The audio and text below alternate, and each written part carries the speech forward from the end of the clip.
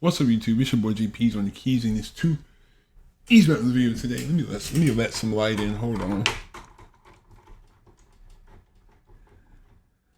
I know that lighting is crazy, but we got Napoleon's Marshals Part 2. This is something that a lot of you wanted. A lot of y'all commented, so you know we definitely gonna do that.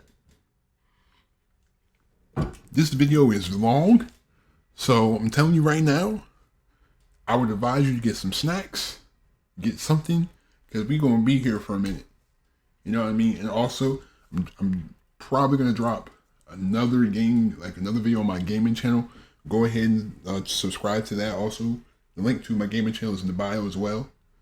Also have like a third channel that I post my beats on.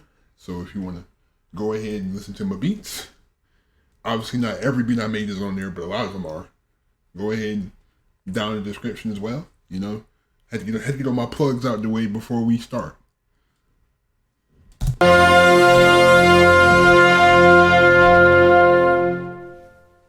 Terror belli, decus pacis. Terror in war, ornament in peace. The words inscribed on every French marshal's baton. In France, the title of Marshal or Maréchal goes back at least to the 13th century. It represents the highest possible position of military authority. Authority symbolized by a marshal's baton. The title was abolished during the French Revolution as incompatible with the egalitarian spirit of the age. But in 1804, Napoleon founded a new empire and restored the ancient rank. This is Epic History TV's guide to Napoleon's marshals. All 26 have been ranked according to our own evaluation of their achievements as marshals, with expert guidance from retired Lieutenant Colonel Remy Porte, former chief historian of the French Army. Hey, my man put out the big guns. He got the French historians. Oh, okay, I see you. He put out all the stops. Again, shout out Epic History TV for this amazing content. You know what I mean? Shout him out. Link to the original videos in the description as well. Shout out to him and the team behind him, to whoever delivers this awesome material. Y'all need to get paid, paid a lot. This is better than History Channel by far. So far, we've met Marshals Perignon, Brune, Serrurier, Kellerman, Grouchy, Moncey, Poniatowski, and Jourdan. 18. Marshal Bernadotte.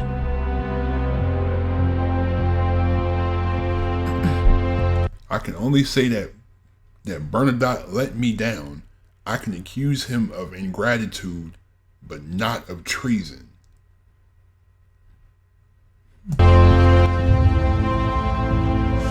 Bernadotte enlisted in the French Royal Army aged 17 and proved a model soldier, rising to become the senior non-commissioned officer in his regiment in just 10 years.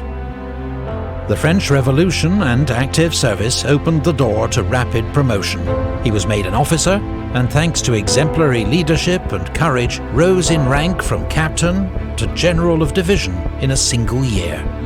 Not even Napoleon rose through the ranks as quickly. He particularly distinguished himself at Fleurus, leading an attack that helped secure Jourdan's famous victory.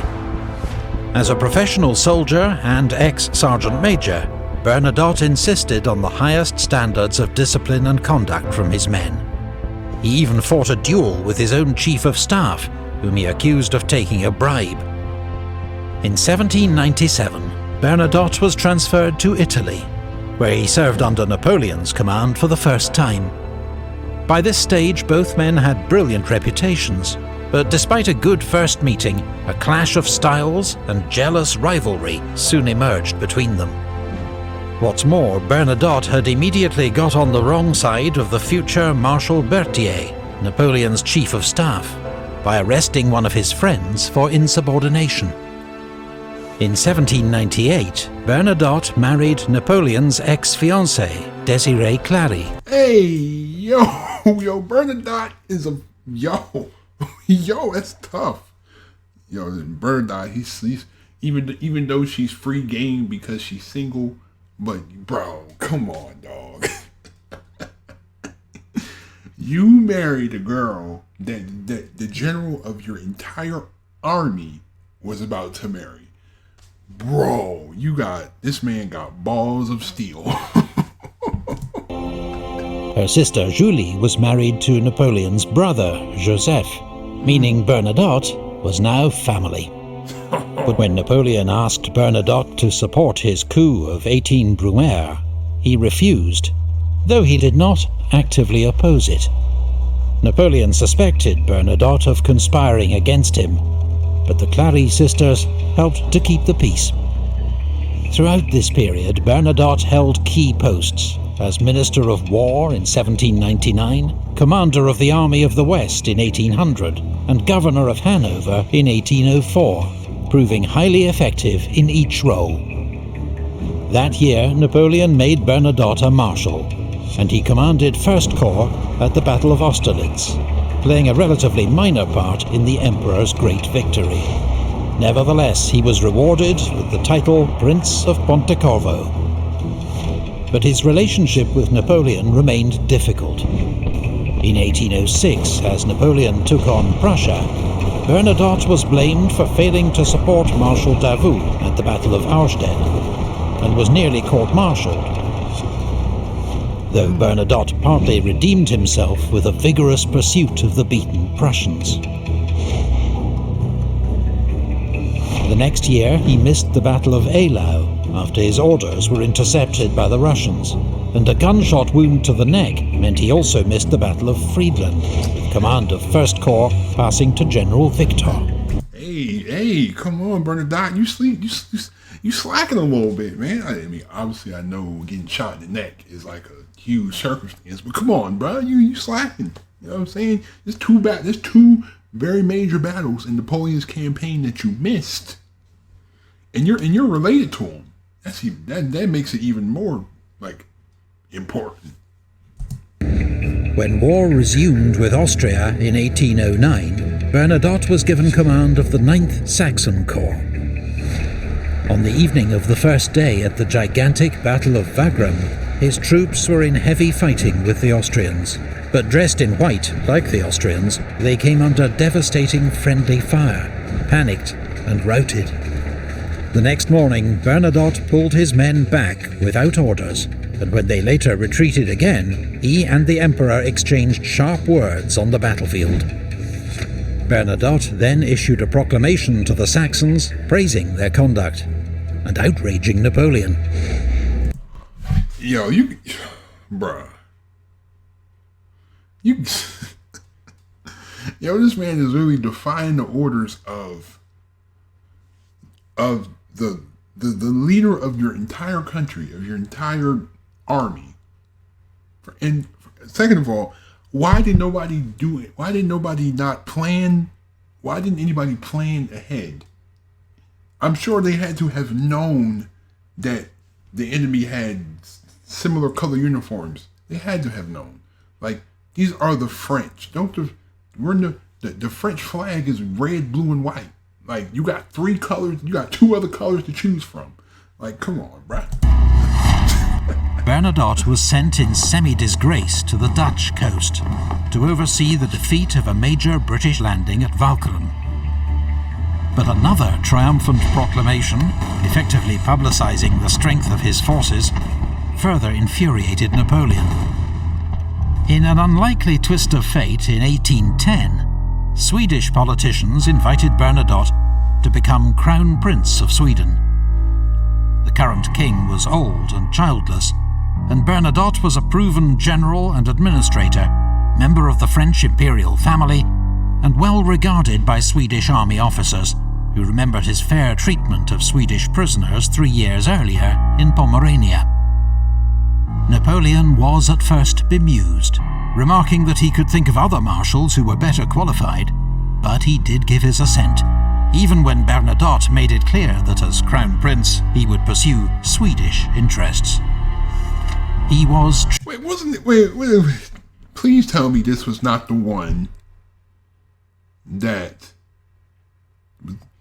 This was not the one that was discharged, that was just like disgraced and flew to Sweden, became the leader of Sweden, and then went on to try to destroy Napoleon's empire along with Russia and Great Britain and all. Please tell me this is not the same dude. I don't think this is the same dude. I don't know. Yo, this man's a piece of work though. You gotta get this man Bernadotte out of here, man. True to his word. 3 years later, with Napoleon on the ropes after his disastrous invasion of Russia, Crown Prince Bernadotte brought Sweden into the Sixth Coalition and declared war on France. Right. I told you, didn't I tell you? My memory is like that sometimes. But I told you, I knew it. I remember it because I remember it because it wasn't him, or it was another one who was in charge of Spain, and they let Spain, like they let the Spanish just overrule them, and then he got like discharged from another country too. I think I keep trying to remember because I'm picking up bits and pieces from like the Napoleon series. I'm picking up bits and pieces. That was a good series though, by the way. You know. With his insider knowledge, he helped the Allies to devise the Trachenberg Plan, a strategy for defeating Napoleon in Germany by avoiding battle with Napoleon himself and targeting only his marshals. In September, Bernadotte defeated former comrades Marshals Augereau and Ney at Dennewitz. 5 weeks later, he played a major role in the great Allied victory at Leipzig. Bernadotte's legacy would prove the most lasting of any of Napoleon's marshals. The royal house of Bernadotte sits on the Swedish throne to this day. Bernadotte was labelled a traitor by Napoleon's supporters, though not by Napoleon himself. He was unquestionably a gifted soldier and administrator. But his personality clash and long-running feud with the Emperor meant he was never a great marshal. I mean, I do agree that, if you kind of like, if you marry the girl that your general almost married, you keep doing things behind his back, and then you all of a sudden become the leader of a country that is now part of a coalition designed just to destroy you, I would think that's a traitor too, you know. 17. Marshal Augereau.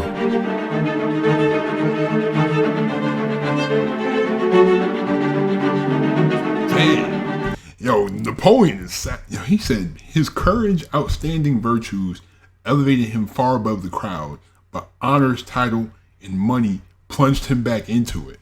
Oh my, yo, he Napoleon cutting deep.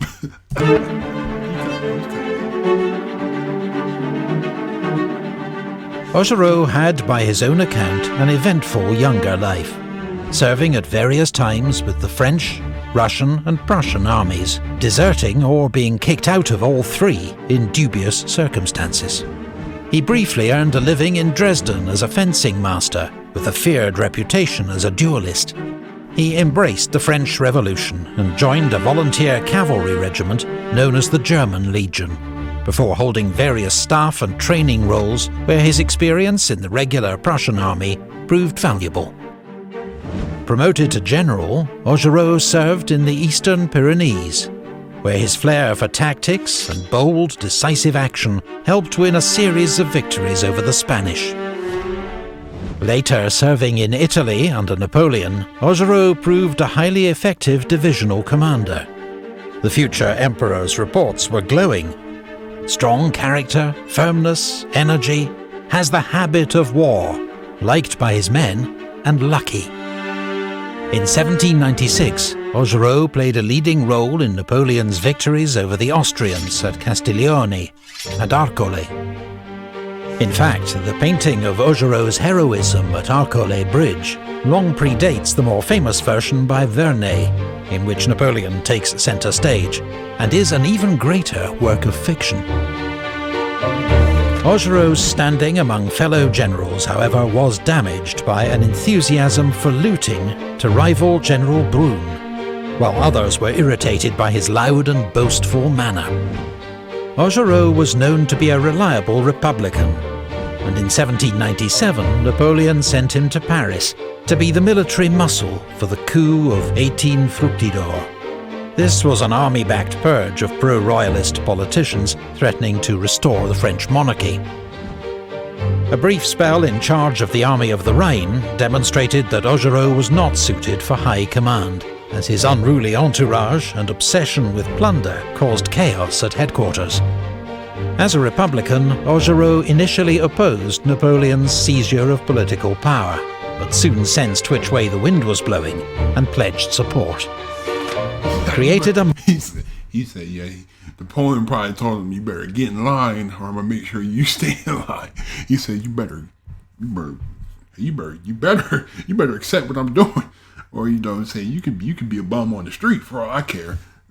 Marshal in 1804, status, wealth and declining health served to mellow Augereau's behaviour.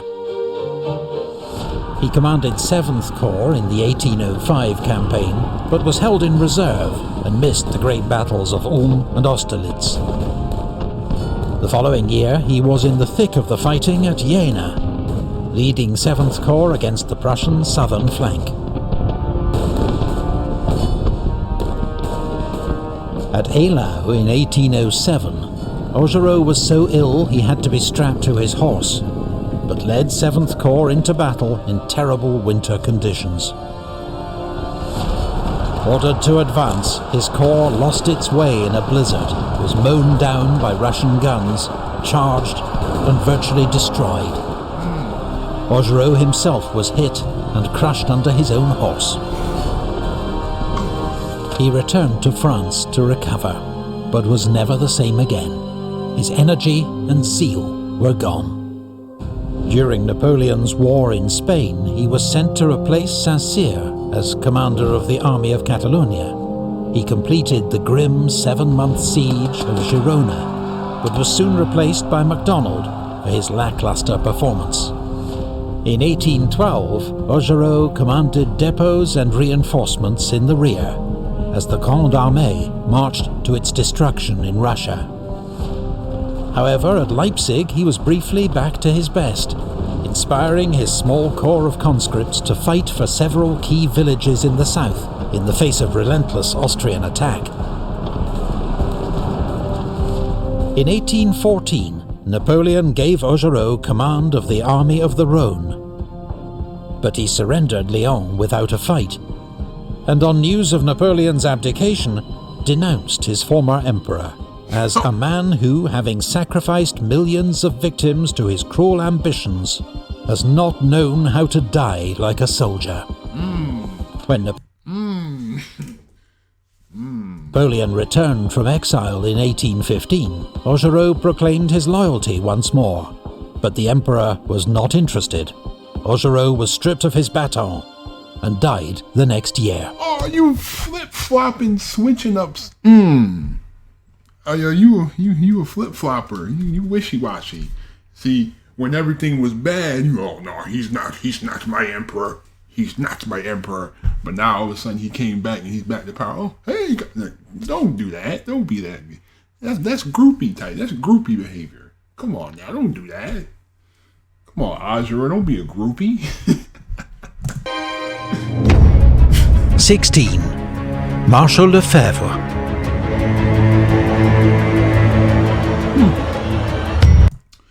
A truly brave man who does not concern himself with the maneuvers on his left and right, but thinks only of fighting well and is not afraid to die. See, that's the most positive thing we've heard so far.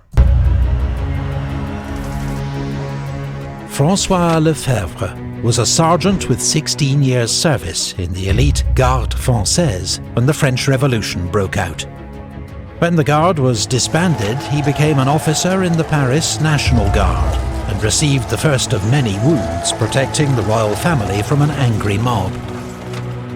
Every inch the soldier, the Revolutionary Wars brought Lefebvre opportunity for active command and rapid promotion.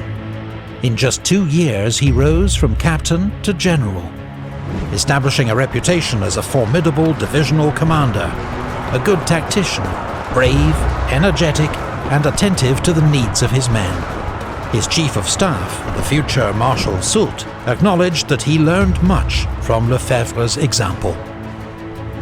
In 1799, Lefebvre commanded the Paris military district.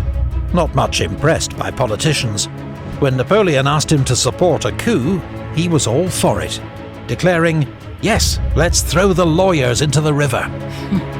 In 1804, Napoleon made Lefebvre an honorary marshal. Honorary because Napoleon assumed Lefebvre would prefer a quiet life in the Senate, after a decade's active service with the scars to prove it.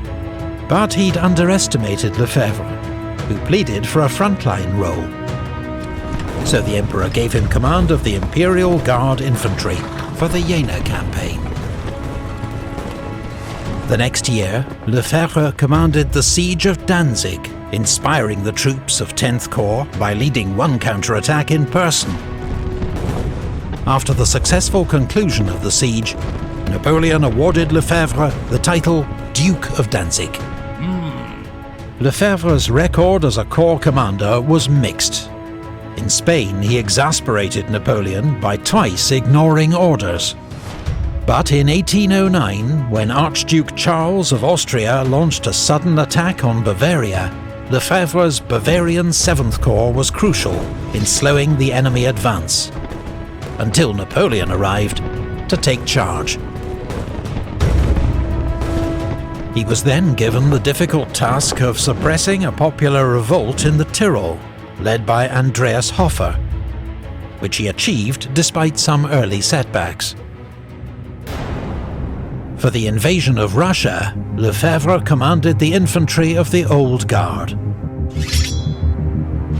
During the retreat from Moscow, the 57-year-old Marshal insisted on marching on foot at the head of the Guard all the way. At the end of the retreat, Couldn't be me, bro. he was devastated to learn that his son, a 27-year-old general, was among nearly 100,000 men who had not survived the march. He had been Lefebvre's last surviving child, of 14. After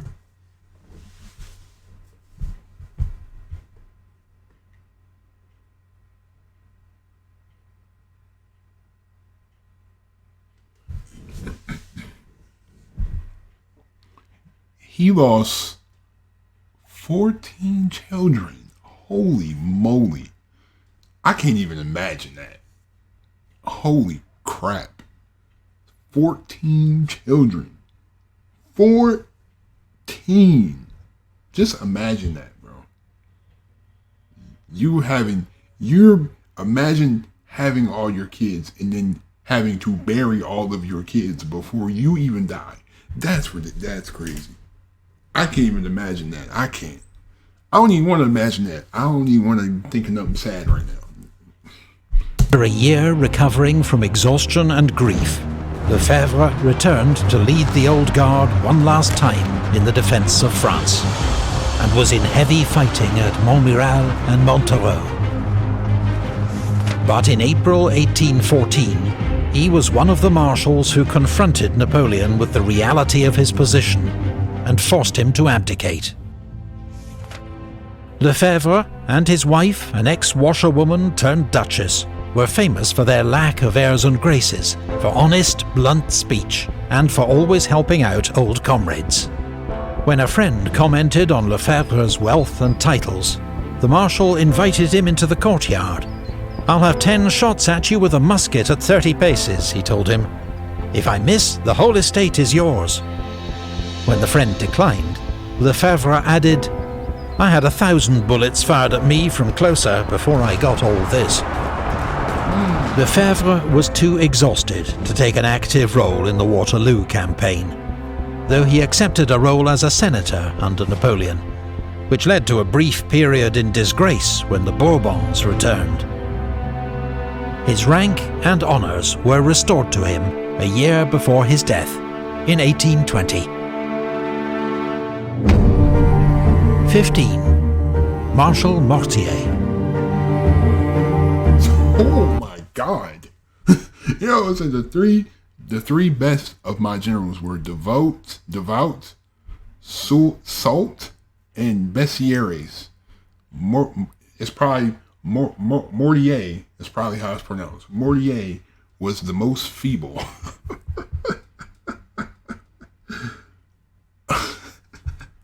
You just called him a weak little boy.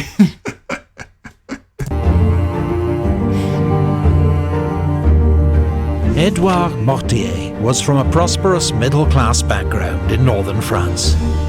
When the French Revolution began in 1789, he volunteered for the National Guard, a new middle-class militia charged with preserving order and defending against counter-revolution. When war broke out with France's neighbours, Mortier's unit was sent to the front. Standing 6'4", Mortier was conspicuous for his height and bravery, being wounded twice and winning praise from his commander, the future Marshal Lefebvre.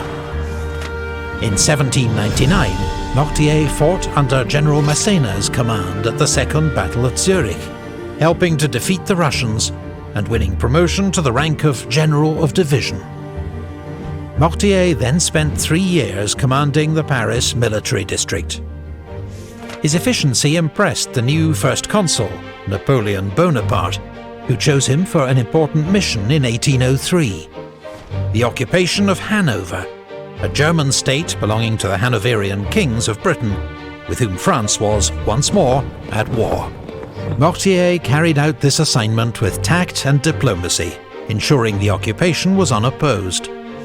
This delighted Napoleon, who rewarded him a year later with the rank of Marshal.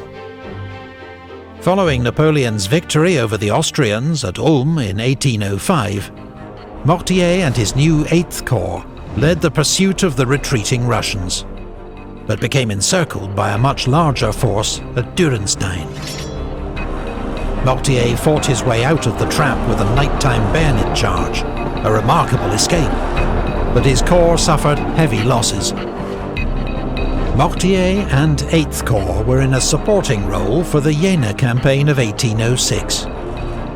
But the next year at Friedland, his corps played an important role holding Napoleon's left wing, as the Emperor inflicted a devastating defeat on the Russians. Mortier was well liked by all, and almost uniquely did not engage in feuds and rivalries with the other marshals. Oudinot was a particular friend. In East Prussia, their party trick was to snuff out the candles with pistol shots. They always paid generous compensation for damage caused. In 1808, Mortier joined Napoleon for the invasion of Spain, and commanded 5th Corps at the brutal siege of Zaragoza. He then helped win a series of victories over Spanish forces, including the crushing victory at Ocaña, operating alongside another friend, Marshal Soult. Mortier was recalled to France to organize and train the Young Guard, a new junior unit of the Imperial Guard, made up of the best conscripts from each year's intake. Mortier led the Young Guard in Russia in 1812, but was powerless to prevent the Corps' destruction on that campaign. First through exhaustion and disease on the march to Moscow, then on the retreat, where his surviving troops were effectively sacrificed to hold open the road at Krasny and allow the army's escape. Mortier continued to command the Young Guard during Napoleon's campaigns in Germany and France, and was never far from the action. At Lutzen, he was trapped under his wounded horse, was in heavy fighting at Leipzig, and had his hat shot through outside Paris. In 1814, the final defence of the French capital fell to troops under Mortier and Marmont, with support from Marshal Moncey's National Guard. Mortier told his men, "We have not enough troops to resist their large armies for long, but today, more than ever before, we are fighting for our honour." When Napoleon returned from exile in 1815, he wanted Mortier to resume his customary role at the head of the Young Guard, but a severe attack of sciatica prevented him joining the Emperor at Waterloo. Napoleon never regarded Mortier as suitable for major independent command. but his loyalty and conduct were always beyond reproach. He went on to serve the restored monarchy as ambassador to Russia and briefly Minister for War. In 1835, he was riding beside King Louis-Philippe in a public parade when an assassin opened fire with a homemade multi-barreled gun. The king received a minor wound, but Marshal Mortier and 17 others were killed. First of all, that's a RP him. This man said, Napoleon said, you know what I'm saying? He's like, he's all right, but he's not really ready for big time. I mean, he can get the little young, he can get the young ones, but I don't know about them. I don't know about big time. He called him feeble though. Marshal Marmont. It's probably Marmont. 14. Marshal Marmont. I was betrayed. Dang, he said I was betrayed by Marmont, who I would call my son, my child, my creation. Vanity is his undoing. Oh. Judas, we have a Judas. Marmont, like Napoleon, was a trained artillery officer and met the future emperor for the first time at the Siege of Toulon, where Napoleon made his name.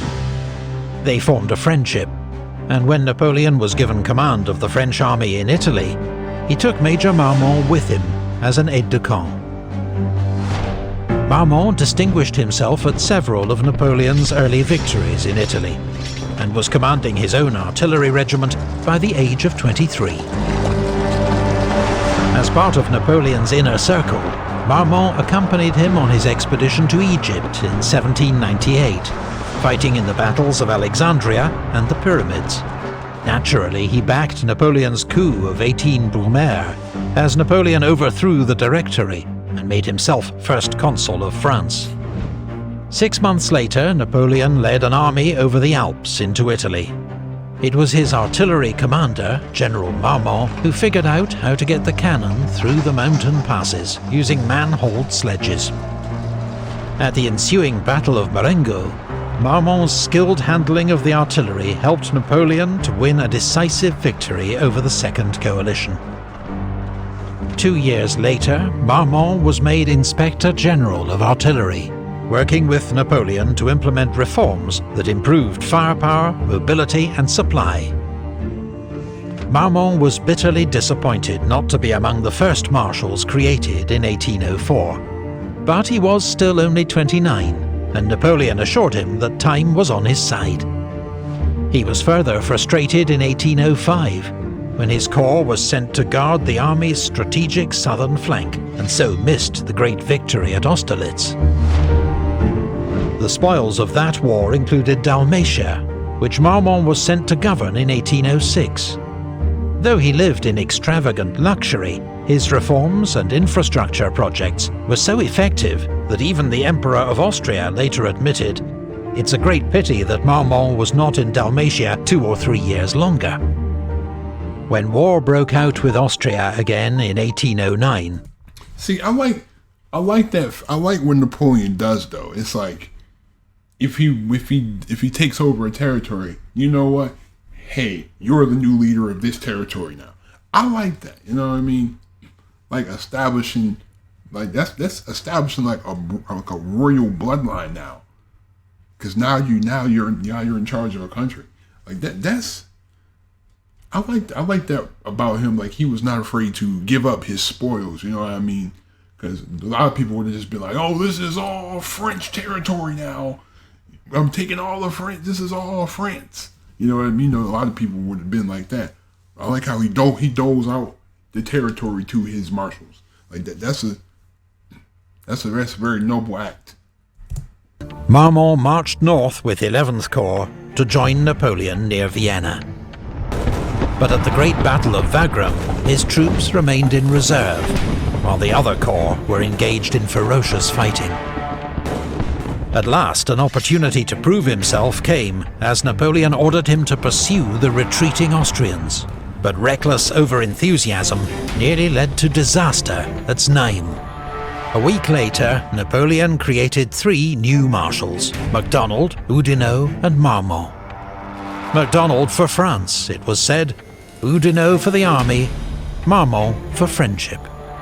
Napoleon then rather undermined the moment by telling Marmont, "Between ourselves, you've not yet done enough to justify my choice." His big chance came in 1811, when he was sent to Spain to replace Marshal Marmont. Oh, that's what I was talking about. Him, yes. He had a chance. It was in Spain, and then they lost a battle they were not supposed to lose. And then he go, I remember that. I remember this. But after a promising start, and some bold manoeuvring against the British on the Douro River, he stumbled into disaster at Salamanca. Marmont himself was an early casualty of the battle, badly wounded by a shell burst and carried from the field, as Wellington routed his army. After convalescing in France, Marmont was back with the Grande Armée in 1813, as Napoleon battled to save his empire. He commanded 6th Corps throughout the campaign in Germany, fighting at Lützen, Bautzen and Dresden. At Leipzig, he held the northern sector with skill and determination, making Blücher's Prussians pay a high price for the village of Möckern. Marmont played an important role in Napoleon's 1814 defence of France, shadowing Blücher's movements along the Marne River and guarding the road to Paris. But by now he was showing signs of exhaustion and disillusion. At the Battle of Laon, he allowed his corps to be surprised by the enemy, with heavy loss. Napoleon's stinging criticism may have been the moment that ended Marmont's loyalty. He was the senior marshal in Paris when the Allies attacked on the 30th of March. After a day's fighting and facing inevitable defeat, he negotiated the city's surrender. 5 days later, with Napoleon at Fontainebleau still planning to march on Paris, Marmont marched his corps over to the Allied lines and surrendered. Napoleon was shocked at this betrayal by one of his oldest comrades. He'd already been persuaded that he... Look at his face, though. That facial expression is funny, though. must try to abdicate in favour of his 3-year-old son. Now he accepted that he must abdicate without conditions. Whether Marmont acted to save lives, out of self-interest or spite, or a combination of all three, remains the subject of heated debate. We do know that he was well rewarded by the restored Bourbon king, and never forgiven by Bonaparte loyalists. Commands a company of the Royal Guard nicknamed the Judas Company. Wonder why? We wonder why. Come on, man. You left your man Napoleon hanging. You gonna go over? You're his only like really competent general left at this point. Then you go and join the Allies. Like no, you can't be forgiven for that. And I'm pretty sure saving lives was not on his mind when you're in the middle of a war and all you do in a war is kill people. And now you're all of a sudden concerned about saving lives. That doesn't make a lot of sense. I feel like either he was jealous. He was jealous that he wasn't named Marshal earlier. He was jealous. He was mad because Napoleon kept talking him down. He was probably angry because he was probably mad at himself because of the mistakes that he made at Salamanca. But at that point, like to betray the man that gave you the position that you're in today is very ballsy. As military commander of Paris in 1830, Marmont could not prevent the next revolution and had to flee France. He spent the rest of his life in exile, becoming tutor while he was in Vienna to Napoleon's son, the Duke of Reichstadt. He was the last of Napoleon's marshals to die, in Venice in 1852. Bernadotte, Augereau, Lefebvre, Mortier, Marmont. 13 down, 13 to go. Join us for part 3 when we'll continue the countdown, coming soon. Thanks again to... Alrighty. You know what I'm saying? I like, you know what I'm saying? These videos, I like these long videos, you know what I'm saying? It also means I don't gotta do a whole bunch of editing. But anyway, you know what I'm saying? I like this video. Like, I like learning about stuff like this, because this is just interesting just to see, battle from 200 years ago, just see how things have changed now. Like, this is always fascinating to me. But anyway, thank you again for watching. Leave a like if you enjoyed. Also hit that subscribe button if you are new to the channel. We are close to that 10K. I mean, we closer to 9K than we are to 10K, but you know what I'm saying? 10K is always the bigger picture. We close to 10K, you know what I'm saying? Hit that sub button if you're new. If you're not subbed and you watch this channel, I don't know what you're doing. And hit that sub button, you know what I mean? Hit that sub button. Leave your like on that video. Comment what you want next. Check out my gaming channel. I almost guarantee I'm going to drop a gaming video today. It's probably going to be different from Ace Combat. It's going to be the next game, and it's going to be the next game in the ABC order. So look out for that. Check out my beat channel if you want to listen to my beats. If you want to, I don't know, anything beat related. I don't know. Follow me on Instagram. You know anything. Yeah, I never promote my Instagram, but follow me on Instagram. Anyway, thank you again for watching. Please be safe. Have a great day. Stay on the grind. I'm out. Peace.